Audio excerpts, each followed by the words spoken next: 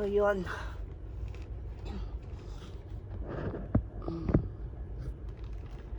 Welcome to my vlog.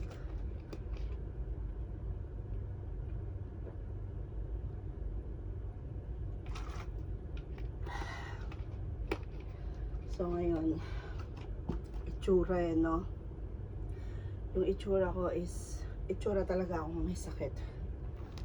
Kasi masama yung pakiramdam ko. So, yun nga po. Nainip ako eh. Hindi ako pumasok ngayon. Hindi ako pumasok kahapon. Kasi, masama yung pakiramdam ko. Obviously naman sa boses ko. Hindi ako pumasok ngayon at kahapon. Bale, ako ba? Nahirap?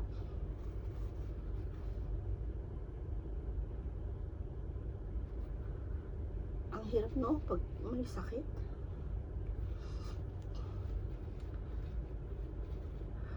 Kaya na, inisip ko sana kung kaya ko, papasok ako. Pero hindi talaga. Kasi yung konting ano lang, hinihingal ako. Sabi ko, sorry talaga, hindi ako makakapasok. Siguro naman sa Monday, okay na ako. Kasi, hindi ako pumasok kahapon, hindi ako pumasok ngayon. Tapos, day off ko ng Saturday, bukas. Then, Sunday. Sana naman sa Monday, okay na ako. Please, Lord. Yun. Siguro, kaya ako nagkaganto, gawa ng panahon dito. Dahil yung sobrang init sa labas, as in talagang ang init, humid, yung ganon, na syempre lalabas ka, papasok ka sa work mo, lalabas ka, tapos dun sa waiting area, sa bus stop, sa waiting area doon, hindi siya aircon, nasira yung aircon dahil siguro sa dami ng taong pumapasok, tapos nagsisiksikan na sila sa loob dahil syempre gusto nila ng malamig sa sobrang init, no? Kaya yun, nagsisiksikan na siguro, parang bumigay na yung aircon doon. Sana maayos agad yun. Kasi kawawa yung mga naghihintay doon. Pagka yung hindi pa nila maayos agad. Dahil sa sobrang init dito, hindi pwedeng hindi yun magawa agad. Syempre, bago ka papasok sa work mo, sus, pawis na pawis ka na. Daig mo pa yung nagtrabaho na ng 24/7, haggard ka na, hindi ka pa nga nag-i-start. Pag pa naman sobrang init na ganito, hindi ka pa man nag-i-start, kaya pag pinagpawisan ka, haggard na itsura mo eh. Kahit sabihin natin lumabas ka ng bahay mong fresh na fresh ka, bagong paligo ka, bagong ayos ka, pagdating dyan sa labas, haggard ka na kasi ang init. Siguro kaya ako sumama yung pakiramdam ko, gawa ng ganyang panahon. Sobrang init, tapos pasok ka sa malamig, tapos mainit ulit, inom ka ng malamig dahil sa sobrang init, inom ka ng malamig na tubig or juice, di ba? Feeling ko ganun. Tsaka hindi lang naman ako yung may gantong ngayon, halos mga ilan din sa mga kasamahan namin dito sa flat. Yung iba kakagaling lang din nila sa sakit. So yun, kaya siguro ganun. Tapos kahapon, nakakatawa pa. Kahapon, nagpunta ako ng hospital para sana magpa-check up. So bago ako umalis dito, kasi wala akong internet sa labas.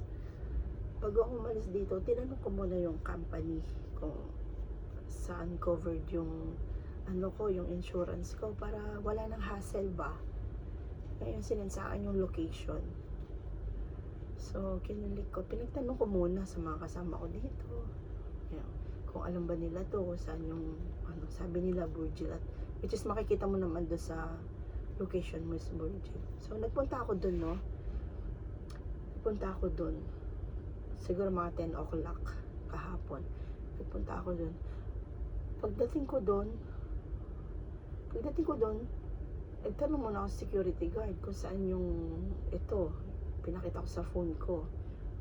Sabi ng security guard, doon pa lang sa security guard, sabi niya, ay hindi ko to alam. Sabi niya, saan to? Sabi niya gano'n.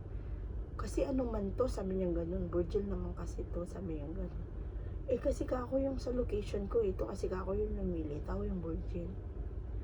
Tapos sige kako, magtatanong na lang muna ako sa iba, o baka kasi bago lang yung security guard. Kaya nagtanong ako sa iba sa mga nag-work. Ang ginawa ko, may isang kabayan doon. So may mga pharmacy siya. Pinagtanungan ko, ang sabi niya, sa ano man to ma'am? Sabi niya, sa Electra man to. Pero sabi ko, bakit ganon? Yung pag kinilik mo ka ako yung Google mo, yan yung lumilitaw. Sabi ko, yung Virgil. Kaya dito ako pumunta kasi yan yung lumitaw. Sabi ko, ganon. Pero sabi niya, bakit ma'am? Sabi niya, ano ba ang ano mo? Sabi ko, magpapacheck up ako. Sabi ko kasi, basta may pakiramdam ko. Tapos sabi niya gano'n sa akin, sa Electra to ma'am, sabi niya gano'n. Eh di sabi ko, hindi siya dito. Eh bakit ka ako ganyan yung location ko? Dito ang ano, sabi ko, wala bang ano dito? Yung kunyari branch, gano'n, malay mo, di ba? May branch na gano'n. Tapos sabi niya, wala ma'am. Sabi niya, pero kung magpapacheck up ka, sabi niya, pwede naman, sabi gano'n. Sabi ko, ayoko magbayad. Sabi ko, kasi may insurance ako. Siyempre, kailangan natin gamitin yung insurance natin eh. Sabi ko, yung magbayad kasi may insurance ako. Sabi niya, hindi. Sabi niya, ganun. Pwede naman i-ano mo doon sa ano mo. Sabi niya, sa reception. Punta ka doon sa reception, tanong mo. So, nagkaroon ako ng pag-asa, no? Ngayon, nag-ikot-ikot ako. Hinanap ko yung reception. Dahil sa sobrang pag-click-click ko, napunta ako doon sa emergency room. Pagtingin kong ganun, sabi ko, ba't ako nandito nakaupo sa emergency room sa mga pasyenteng nakapila para sa emergency room. Eh di labas ako. Tapos ngayon, nakita ko yung reception. Nagtanong ako, buti na lang mabait yung pinagtanungan ko. Sabi ko, good afternoon, sir. Sabi ko gano'n, no. Covered po ba yung insurance ko dito? Sabi ko gano'n. Pwede mong pakicheck? Sabi ko gano'n. Tapos nung sabi ko gano'n, ay ma'am, hindi. Sabi niya gano'n. Sabi ko, pero sir, kako yung sa company ka ako, yung binigay niya sa akin location, ito po, sabi ko, yung lumilitaw yung dito sa Virgil. Tapos sabi naman nung ano, dun nga daw, sa Electra nga daw yun. Eh, malayo yun. From sa pinuntahan kong hospital, babalik ako, papunta dito sa amin, para papunta dito sa kabilang way. Sabi ko, pero kako yung sinend ka akong location, ito wala po ba akong clinic or hospital na ganito dito na malapit sa area nyo, o baka meron, di ba, malapit. Kasi ang sabi ng company, isesend kita dun sa mas malapit sa inyo, sa area mo. Yun nga. So ngayon wala daw. Sa kakaikot ko, pero bago yun guys, bago ako nakarating sa mga reception ganyan, ikot muna ako. Pinagtanong-tanong ko muna kasi meron nang nakapagsabi sa akin na hindi daw doon. So ngayon, sa mga security guard sa labas, syempre maraming alam yan sila. Nagtanong-tanong ako, hindi rin nila alam. Hanggang sa yun, pumunta ako sa reception. Tapos yun nga, sabi din ng reception, hindi daw doon, hindi daw cover yung insurance ko doon. Alam mo yung sobrang pagod mo na, tapos sobrang init, dahil ayokong masayang yung araw ko, yung paglabas ko na yon, dahil sobrang init, dahil masama talaga yung pakiramdam ko, at kagustuhan ko rin makainom ng gamot, yung tamang gamot ba. Sobrang ano talaga, na-disappoint ako sa tagal ng pag-ikot-ikot kong ganun, na hindi yung lakad ko na yon, walang nangyari. Feeling ko mas lalo akong nagkasakit kasi syempre mainit, ang init. Tapos nung pauwi naman na ako, dahil naisip ko na lang umuwi na lang kaysa sa hanapin ko pa. Nagtanong din ako sa mga taxi. Ang sabi ng taxi na pinagtanungan ko, 3 taxi yung pinagtanungan ko, ang sabi nila yung hinahanap kong location nandun na ako. Pagdating ko naman sa loob ng hospital, hindi naman nila alam yun, wala naman daw ganun daw, sa kabilang ano daw yun. So sabi ko, kesa ka ako na mag-ano-ano pa ako, masayang pa yung oras ko, eh balik na lang ako sa bahay, uwi na lang ako, inom na lang ako ng Panadol tsaka tubig, sabi ko gano'n.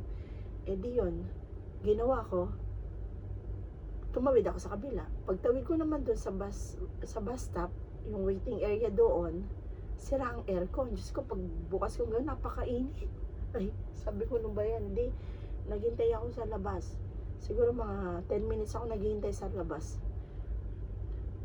Eh, wala pang dumarating ng mga bus. Wala pa yung bus na sasakyan ko.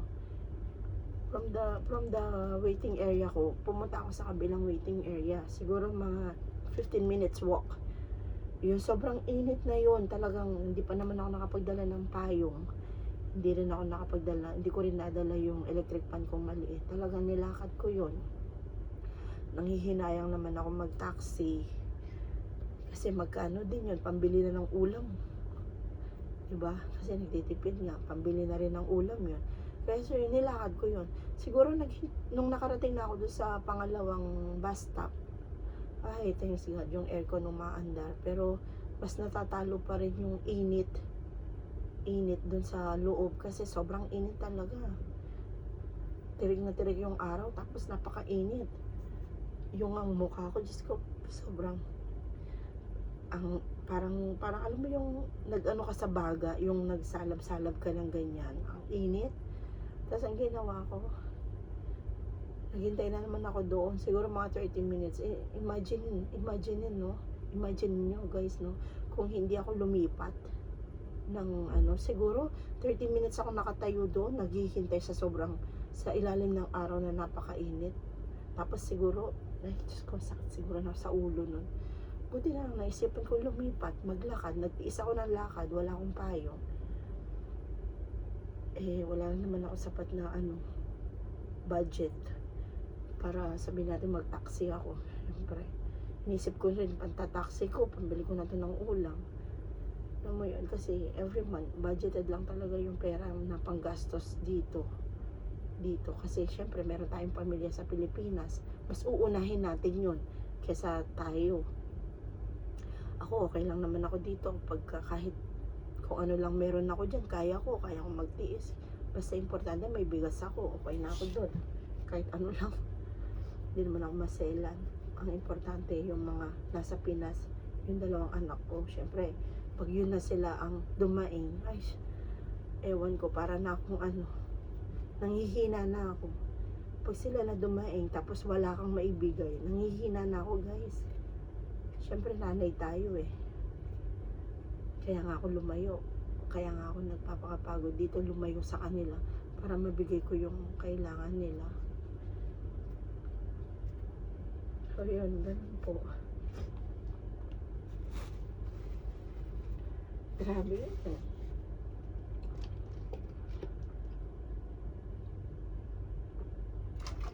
Yung itsura ko talaga, no guys. Itsurang sakitin. Minsan na nga lang mag-video, na-tiyempo bang sakitin.